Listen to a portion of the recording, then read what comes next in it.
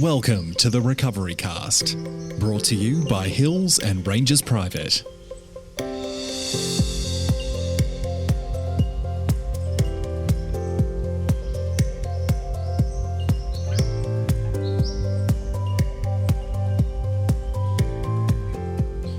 Hello again, my name is Oliver and I'm a former addict in recovery.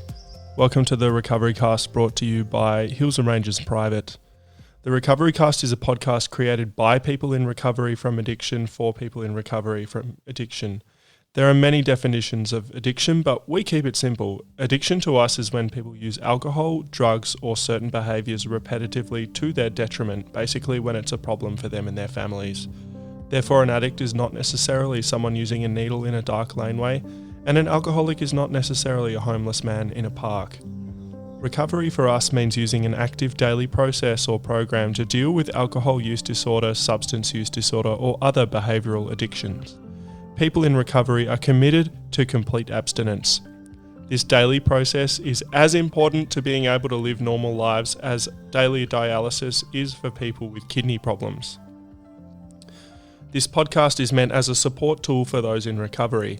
I myself am a recovering drug addict, however, each day we will focus on a different perspective of recovery. Everyone who participates in the podcast is in an active recovery program.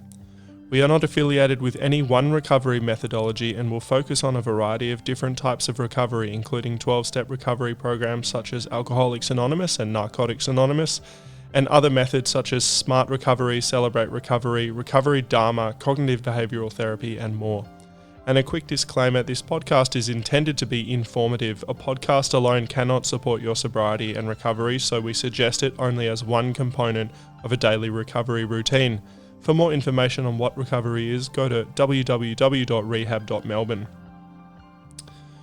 Now today is an interesting episode. I'm going to open up to you guys and just say that I'm having a pretty bad day today.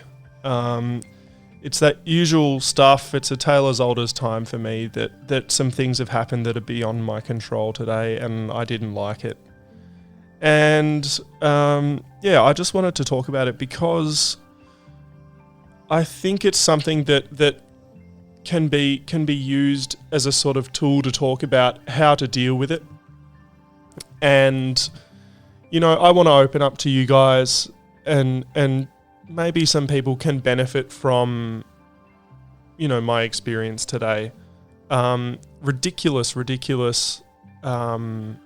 scenario. I wanted to record episodes of the podcast today and there was too much external noise going on in the house. And I cracked it basically and made a fool of myself and got very rude to the people I love and that's it. And I just wasn't able to pull myself up and say, hang on a minute, Oliver, this is self-will and this is control and you need to remember that, accept the things you cannot change for one. What can you do about it? Nothing. So do something else or just respond appropriately. I didn't respond appropriately. So I'm just letting you guys know where I'm at.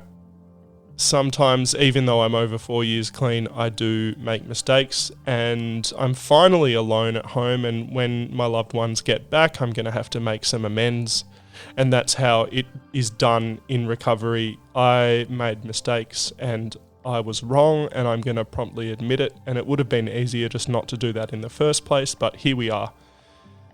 Whew! Okay, now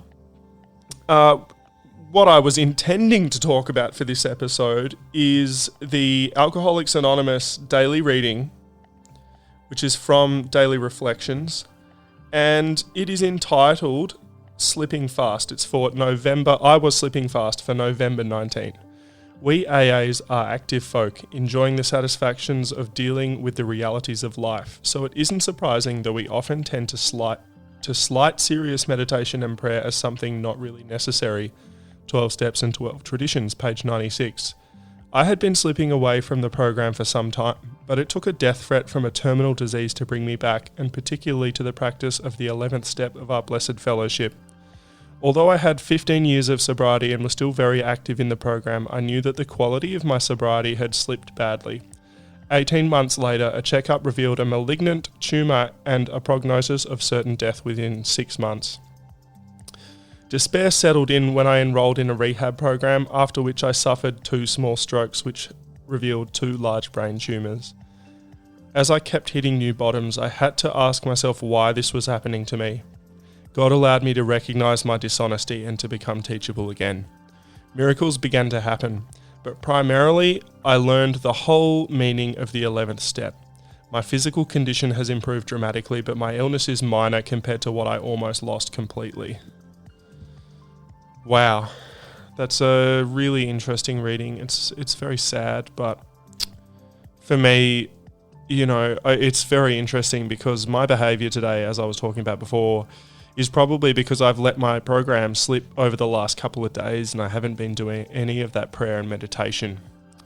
Now, of course, I'm not dealing with a terminal illness, but I think the whole entire thing is very, very similar between, me and this person. Sometimes it takes a scare from the reality of life and things that happen to us to bring us back to our program with renewed effort. And it's taken me, my behavior today to realize that, well, hang on a minute, why am I feeling like this? Why am I getting so angry over not being able to record this podcast because it's noisy at home? Why am I letting something so small get to me? And this person, they've been diagnosed with a terminal illness, and even though they've got over 15 years sober, the quality of their recovery and the quality of their program had slipped badly. And me too.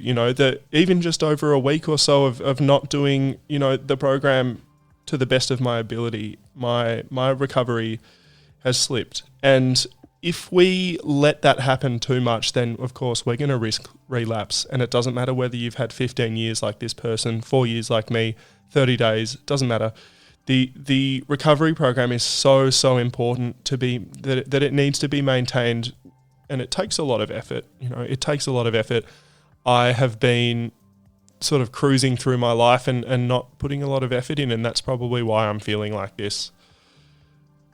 The illness and the mortality, the sort of terminal illness that this person is dealing with is just another thing that can happen in our lives. And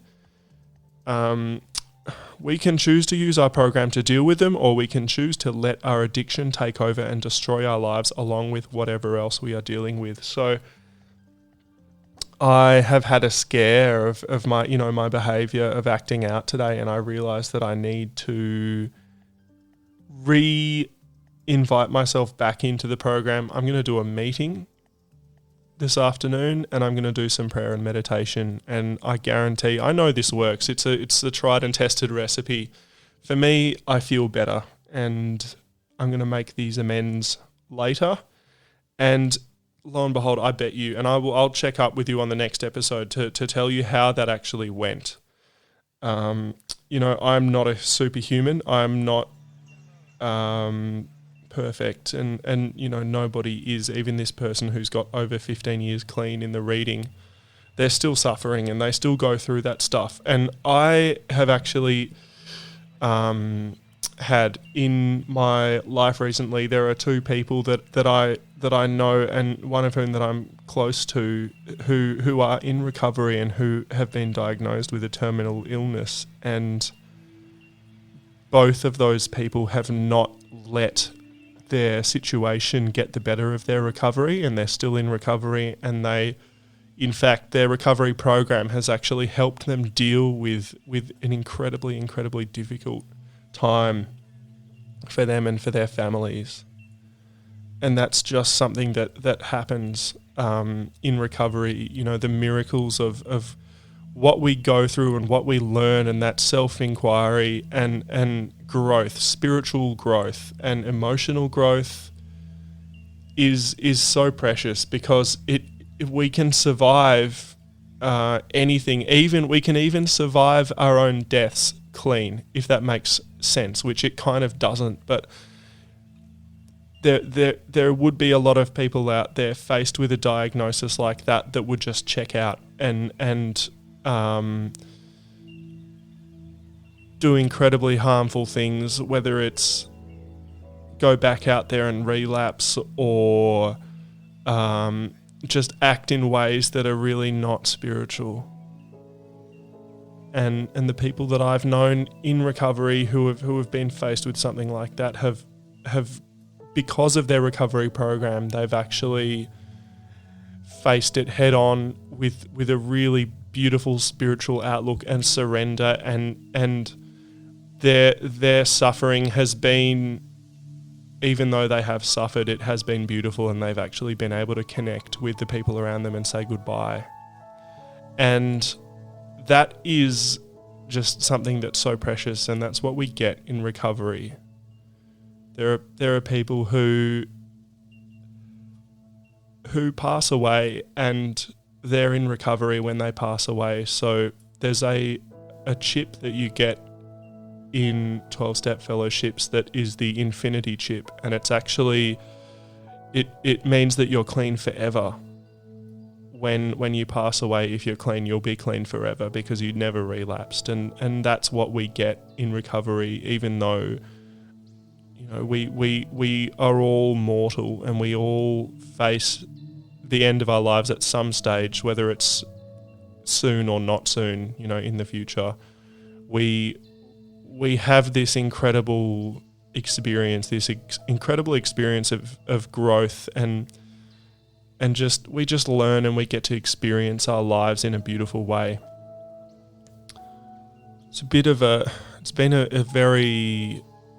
It's proving to be a very, very big day for me, emotionally with my experience today. Also what's going on, and this reading just came up, and it's you know, life can be like that sometimes, and I wouldn't edit this or change it in any way, because I want you guys to see and hear what life can be like in recovery. You know, unfortunately, it's not all, you know, lollipops and rainbows, and life just does continue and things come up, but I'm here to show you that there is a way through. So, I mean, that's just it. There's a way through, and we can do this together, one day at a time.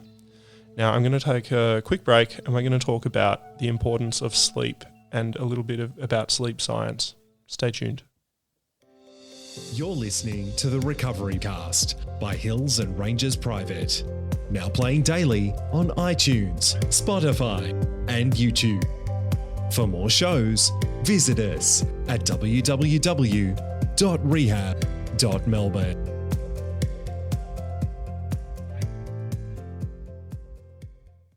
Okay, so you're on the Recovery Cast with Oliver, and we are going to investigate something that is really often quite overlooked in recovery, and it's generally overlooked by a lot of people. And it's the importance of sleep. Now, we spend about a third of our lives asleep, and it's really, really important. And in recovery, I think, in my experience, when I have been detoxing or withdrawing, or just even after that period, I found it very difficult to get into a normal pattern of sleep. And I would like to talk about, for the rest of this episode, I'd like to talk a little bit about how we can best deal with that and learn to discover how to best look after ourselves. So the self-care side of things in recovery is extremely important, because we just need to look after ourselves. And I find that if I'm not sleeping very well, then I get moody and I struggle, I get run down, and it just makes my recovery more difficult to deal with. I'm looking at a website, a government website, the National Institute of Neurological Disorders and Stroke. So it's a scientific website. It's kind of not even really particularly addiction related, but it's a scientific organisation, and they have released a publication and some information about sleep. And it says here, your need for sleep and your sleep patterns change as you age, but this varies significantly across individuals of the same age. There is no magic number of sleep hours that works for everybody of the same age. Babies initially sleep as much as 16 to 18 hours per day. School-age children and teens need about 9.5 hours of sleep. Most adults need 7 to 9 hours of sleep. And then as we age, after 60, nighttime sleep tends to be shorter, lighter, and interrupted by awakenings. In general, people are getting less sleep than they need due to longer work hours and the availability of round-the-clock entertainment and other activities. Many people feel they can catch up on missed sleep during the weekend, but depending on how sleep deprived they are, sleeping longer on the weekends may not be adequate. Really interesting stuff. I found that I was completely unable to sleep in my early recovery because I had just neglected my general and overall self-care and health for a very long time. And I had to get back into the swing of sort of having good sleep hygiene, and I'm gonna talk about some ways in which we can get better sleep. And I really recommend this for people who are in early recovery, because without that sleep, I found it really difficult to get through the day and to get through my early recovery and my life, especially because I'd been relying on substances to get to sleep for a long time. So it's really well known, I'm reading on this website, that screen time in the evening, basically our brains are really perceptive to light. And when we see light, our brain is woken up. So it's part of the circadian rhythm thing where the sun rises in the morning and we wake up. And then when the sun sets at night, it tells our body clocks tell us to go to sleep. So by using screens and watching movies, and as it said in the information I just read out, the availability of entertainment and other activities at 24 hours a day means that we're often watching TV or on our phones at night, even before bed. I know I still use my phone before bed, and it's a bad habit, and it's just not proper sleep hygiene. And it may be actually some of the explanation for, my overall behaviour today. I struggled to sleep last night. So I'm going to set a goal for myself that after 8 p.m, I'm going to have no screen time. The other thing for me I struggled with in early recovery was caffeine intake. So I actually drank a lot of coffee in early recovery. I feel like I was perhaps trying to fill the absence of other, narcotics, and coffee was just something that, was considered to be okay because it wasn't a, like a drug that's considered to be a lapse or a relapse. So today I try and limit my coffee to at most 2 coffees a day. And that has helped me a lot. And I definitely don't drink coffee after midday because that really interrupts my sleep. The other thing is trying to get a regular bedtime and a regular wake up time where possible. I find that I always go to bed before 11 p.m. these days. My days of those old behaviours of clubbing and going out are behind me, thankfully, and I'm able to get more regular sleep hours, and I'm actually also able to wake at a correct time and not sleep all day, and that just makes me feel so much better. And I encourage my listeners, if you're listening to this, try and do those things. So no screen time after about 8 p.m. Set a bedtime. It doesn't have to be, it can be 10 p.m, it can be 11, it can be 12. It depends. Find out what works for you. And that's what it says in that, on that website, is that there is no magic number of sleep hours that works for everybody. So set a bedtime and set a wake up time, perhaps an alarm. Mine is at 8 a.m. and if I'm not awake before then my alarm wakes me up, and then I find it easier to get up. My partner is actually a shift worker. She's a nurse and she does night shift, and I get to experience what that disruption of regular sleeping patterns does to her, for her mood and for her overall, just overall life, her health and everything like that. It shows me that sleep is very, very important, and it shows me that basically there's a lot more than we really think is going on when we're asleep. There's actually a lot going on. What sleep